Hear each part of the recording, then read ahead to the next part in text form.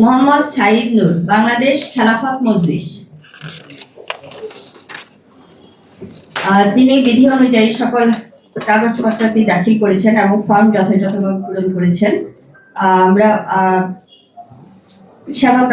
সেবা প্রদানকারী প্রতিষ্ঠান সমূহের মতামত জানতে চাচ্ছি।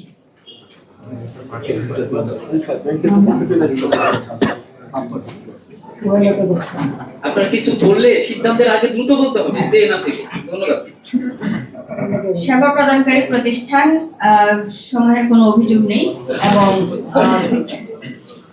কোনো মামলায় তিনি কনভিক্টেড না অথবা পলাতক না, সুতরাং বিধি অনুযায়ী আমরা তার মনোনয়নপত্রটি গ্রহণ করছি। আপনি জনাব সাইদ নূর সাহেব, আপনি প্লিজ তফসিল এক, যেটি দলীয় অঙ্গীকারনামা আচরণবিধি প্রতিপালনের, সেটি আমাদেরকে দ্রুত দিয়ে যাবেন।